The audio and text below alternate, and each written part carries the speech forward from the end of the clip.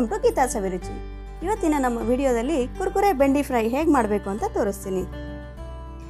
ತುಂಬ ಟೇಸ್ಟಿಯಾಗಿರುತ್ತೆ, ತುಂಬ ಕ್ರಿಸ್ಪಿಯಾಗಿ ಈವ್ನಿಂಗ್ ಟೈಮ್ ಸ್ನ್ಯಾಕ್ಸಿಗೆ ಅಥವಾ ಊಟಕ್ಕೆ ನಂಚ್ಕೊಳ್ಳೋಕ್ಕೆ ಈ ಥರ ಮಾಡ್ಕೊಂಡು ತಿಂತಾ ಇದ್ದರೆ ಆಹಾ, ಬಾಯಿಗೆ ರುಚಿ, ಹೊಟ್ಟೆಗೆ ಖುಷಿ, ಹಾಗೆ ಮನಸ್ಸಿಗೆ ಖುಷಿ ಅಲ್ವಾ? ಸೊ ಈ ವಿಡಿಯೋ ನೋಡೋಕ್ಕಿಂತ ಮುಂಚೆ ನೀವಿನ್ನೂ ನನ್ನ ಚಾನಲ್ ಸಬ್ಸ್ಕ್ರೈಬ್ ಮಾಡ್ಕೊಂಡಿಲ್ಲ ಅಂದರೆ ಬೇಗ ಸಬ್ಸ್ಕ್ರೈಬ್ ಮಾಡಿಕೊಂಡು ಬೆಲ್ ಐಕನ್ನ ಕ್ಲಿಕ್ ಮಾಡ್ಕೊಳ್ಳಿ. ನಾನು ಹಾಕೋ ಎಲ್ಲ ವೀಡಿಯೋಸು ನಿಮಗೆ ಫಸ್ಟ್ ನೋಟಿಫಿಕೇಷನ್ ಬರುತ್ತೆ. ಯಾವ ವಿಡಿಯೋನೂ ಮಿಸ್ ಮಾಡದೆ ನೀವು ವಾಚ್ ಮಾಡ್ಬೋದು. ಈಗ ಈ ಕುರ್ಕುರೆ ಬೆಂಡಿ ಫ್ರೈ ಮಾಡೋ ಪ್ರೊಸೀಜರ್ ಏನು ಅಂತ ನೋಡ್ಕೊಂಡು ಬಂದ್ಬಿಡೋಣ. ಬನ್ನಿ. ನಾನು 1/4 kg ಅಷ್ಟು ಬೆಂಡೆಕಾಯಿ ತೊಗೊಂಡಿದ್ದೀನಿ.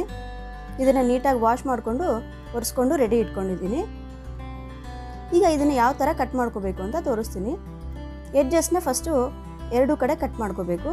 ಈಗ ಒಂದರಲ್ಲಿ ಅರ್ಧ ಮಾಡಿಬಿಟ್ಟು ಮತ್ತೆ ಅರ್ಧದಲ್ಲಿ ಮತ್ತೆ ಅರ್ಧ ಮಾಡ್ಕೋಬೇಕು. ಈಗ ಇದರಲ್ಲಿರೋ ಬೀಜ ಹಾಗೆ ಪಲ್ಪ್ನ ಈ ಚಾಕು ಅಥವಾ ಸ್ಪೂನಿನ ಸಹಾಯದಿಂದ ಎಲ್ಲ ತಕ್ಕೊಂಡ್ಬಿಡ್ಬೇಕು. ಈ ಥರ ಬೀಜನ ರಿಮೂವ್ ಮಾಡೋದನ್ನ ಇದು ಒಂಥರ ಮೆಥಡ್. ಇದು ನಾನು ಸೆಕೆಂಡ್ ಮೆಥಡನ್ನು ಹಾಗೆ ತೋರಿಸ್ತೀನಿ ನಿಮಗೆ. ಈ ಬೀಜ ಪಲ್ಪು ಇದೆಲ್ಲ ತೆಗಿಯೋದ್ರಿಂದ ಈ ಬೆಂಡೆಕಾಯಲ್ಲಿರೋ ಜಿಬ್ಬಿನ ಅಂಶ ಎಲ್ಲ ಹೋಗ್ಬಿಡುತ್ತೆ. ನೋಡಿ, ಈ ಥರ ಕಟ್ ಮಾಡಿಕೊಂಡು ಇದನ್ನು ತೆಳ್ಳಗೆ ಸ್ಲೈಸಸ್ ಕಟ್ ಮಾಡ್ಕೋಬೇಕು. ನೋಡಿ, ಈ ಥರ ನೀವು ಎಷ್ಟು ತೆಳ್ಳಗೆ ಕಟ್ ಮಾಡಿಕೊಂಡ್ರೆ ಅಷ್ಟು ಚೆನ್ನಾಗಿ ಕ್ರಿಸ್ಪಿಯಾಗಿ ಬರುತ್ತೆ. ನೋಡಿ, ಎಲ್ಲ ಬೆಂಡೆಕಾಯಿನೂ ಈ ಥರ ತೆಳ್ಳಗೆ ಕಟ್ ಮಾಡ್ಕೋಬೇಕು. ಈಗ ಸೆಕೆಂಡ್ ಪ್ರೊಸೀಜರ್ ಏನು ಅಂತ ತೋರಿಸ್ತೀನಿ. ಈ ಸೆಕೆಂಡ್ ಮೆಥಡಲ್ಲಿ ಕೂಡ ಈ ಎಡ್ಜಸ್ನೆಲ್ಲ ತಗೊಂಡ್ಬಿಟ್ಟು ಹಾಫ್ ಕಟ್ ಮಾಡಿಕೊಂಡು ಹಾಫಲ್ಲಿ ಹಾಫ್ ಮಾಡ್ಕೋಬೇಕು. ಈಗ ಈ ಬೀಜನ ನಮ್ಗೆ 2 ಬೆರಳಿನ ಸಹಾಯದಿಂದ ಈ ಥರ ತೆಗಿಬೇಕು. ನೋಡಿ, ಇದು ಸ್ವಲ್ಪ ಈಸಿ ಅಂತ ಅನಿಸುತ್ತೆ. ನೀವು 2 ಟ್ರೈ ಮಾಡಿ ನೋಡಿ, ನಿಮ್ಗೆ ಯಾವ್ದು ಈಸಿ ಅನಿಸಿದ್ರೆ ಅದು ಮಾಡ್ಕೊಳ್ಳಿ. ನೋಡಿ, ಎಲ್ಲದರಲ್ಲೂ ಈ ಥರ ಬೀಜ ತಗೊಂಡು ಮತ್ತೆ ಅದೇ ಥರ ಚಿಕ್ಕ ಚಿಕ್ಕ ಸ್ಲೈಸಸ್ ಮಾಡ್ಕೊತೀನಿ.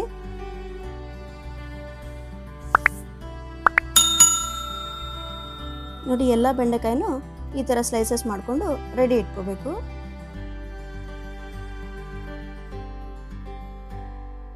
ನೋಡಿ, ಯಾವ ಪ್ರೊಸೀಜರ್ ನಿಮ್ಗೆ ಇಷ್ಟ ಆದರೆ ಅದನ್ನೇ ಮಾಡ್ಕೊಳ್ಳಿ. ಈಗ ಎಲ್ಲ ಬೆಂಡೆಕಾಯಿನಲ್ಲೂ ಬೀಜ ಎಲ್ಲ ತಗೊಂಡ್ಬಿಟ್ಟು ಈ ಥರ ಸ್ಲೈಸಸ್ ಮಾಡಿಕೊಂಡು ರೆಡಿ ಇಟ್ಕೊತಿದ್ದೀನಿ. ನೋಡಿ, ಎಷ್ಟು ತೆಳ್ಳಗೆ ಕಟ್ ಮಾಡ್ಕೊಂಡಿದ್ದೀನಿ.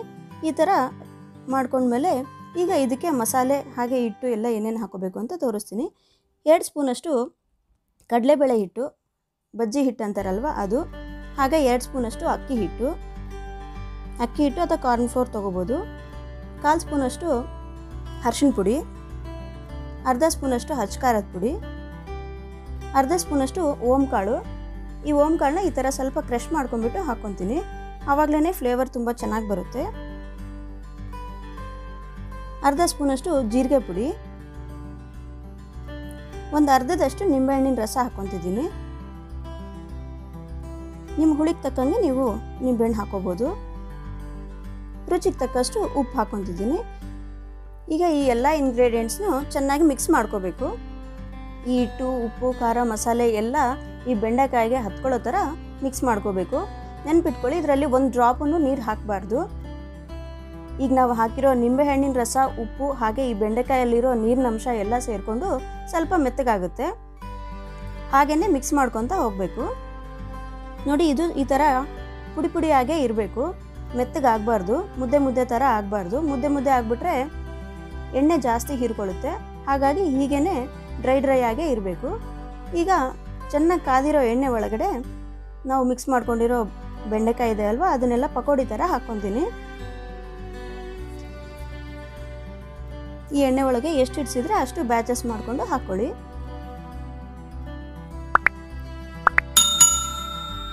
ನೋಡಿ, ಈ ಬೆಂಡೆಕಾಯಿ ಚೆನ್ನಾಗಿ ಫ್ರೈ ಆಗಬೇಕು, ಕ್ರಿಸ್ಪಿ ಆಗೋವರೆಗೂ ಫ್ರೈ ಮಾಡ್ಕೋಬೇಕು. ಈ ಬೆಂಡೆಕಾಯಿ ಕರೆಕ್ಟಾಗಿ ಫ್ರೈ ಆದ್ರೇ ಟೇಸ್ಟ್ ತುಂಬ ಚೆನ್ನಾಗಿರುತ್ತೆ. ಜಾಸ್ತಿ ಫ್ರೈ ಮಾಡಿಕೊಂಡ್ರೆ ಸೀದೋಗ್ಬಿಡುತ್ತೆ, ಸೀದೋದ್ರೆ ಕಹಿ ಆಗಿಬಿಡುತ್ತೆ. ಹಾಗಾಗಿ ಜಾಸ್ತಿ ಫ್ರೈ ಮಾಡ್ಕೋಬೇಡಿ, ಸ್ವಲ್ಪ ಕ್ರಿಸ್ಪಿ ಆಗೋವರೆಗೂ ಫ್ರೈ ಮಾಡಿಕೊಂಡ್ರೆ ಸಾಕು. ಕಡಿಮೆ ಫ್ರೈ ಮಾಡಿಕೊಂಡ್ರೆ ಕ್ರಿಸ್ಪಿ ಆಗಲ್ಲ, ಮೆತ್ತಗಾಗುತ್ತೆ.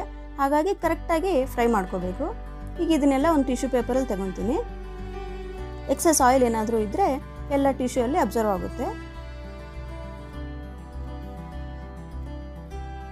ನೋಡಿ, ಎಷ್ಟು ಉದ್ರಾಗಿ ಬಂದಿದೆ. ಈ ಥರ ಕ್ರಿಸ್ಪಿಯಾಗಿ ಮಾಡ್ಕೋಬೇಕು.